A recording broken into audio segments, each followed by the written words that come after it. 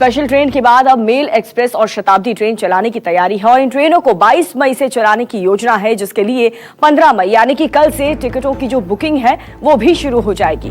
Tickets की booking IRCTC की website से ही होगी। खास बात यह है कि रेलवे 22 मई से न सिर्फ इन ट्रेनों में बल्कि अभी चल रही स्पेशल ट्रेनों में भी वेटिंग टिकट का प्रावधान करने जा रहा है।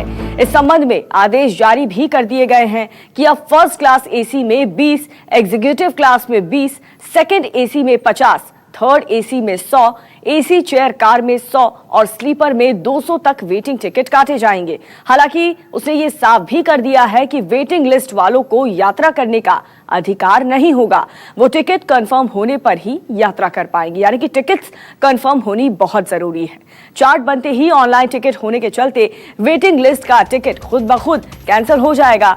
दरअसल आखिरी वक्त में कई टिकट रद्द होने के चलते ट्रेनों में सीटें खाली रह जाती हैं और इसी को लेकर के रेलवे ने वेटिंग लिस्ट टिकट देने का फैसला लिया। कुंदन सिंह हमारे साथ जुड़ चुके हैं ज्यादा जानकारी के साथ। कुंदन, इस पूरे प्रोसेस को आप समझाएं।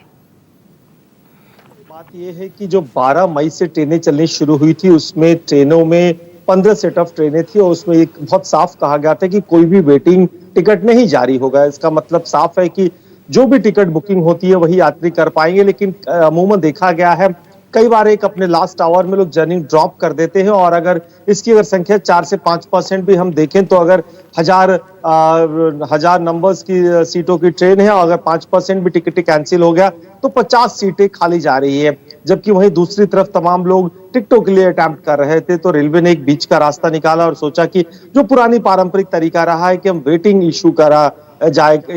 इशू किया शुरू कर दे और उस वेटिंग जो शुरू करने का तारीख रखी गई वो 15 तारीख रखी गई, यानी 15 तारीख से जो 7 दिन पहले एडवांस टिकटें बुक की जाएगी, यानी 22 मई की जो ट्रेन की टिकट बुक करी जाएगी उसमें ये वेटिंग का विकल्प आपके पास मौजूद होगा।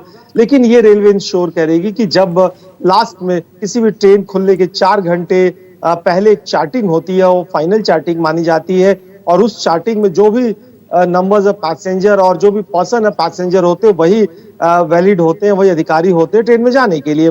और चूंकि टिकट ऑनलाइन है तो इसमें जिन यात्रियों का वेटिंग कंफर्म नहीं होगा वो टिकट अपना आप कैंसिल माना जाएगा और 2 से 3 दिन के अंदर पैसे रिटर्न हो जाएगा। एक ये पहलू हो गया। दूसरा पहलू हो गया कि क्या अभी फिलहाल 15 ट्रेनें ही चला करेगी, इस पे रेलवे बहुत गंभीरता से विचार कर रहा है। कुछ राज्यों को छोड़ दे तो बहुत सारे राज्यों में और बहुत सारे 2 राज्यों के बीच के बड़े शहरों के बीच में इस तरह की डिमांड हो रही है। जैसे कोलकाता पटना की बात करें, बीच के शहरों की हर ट्रेन राजधानी दिल्ली की तरह नहीं है, वहां पे मांग हो रही है कि आप और भी विकल्प के तौर पे ट्रेनें चलाए करें।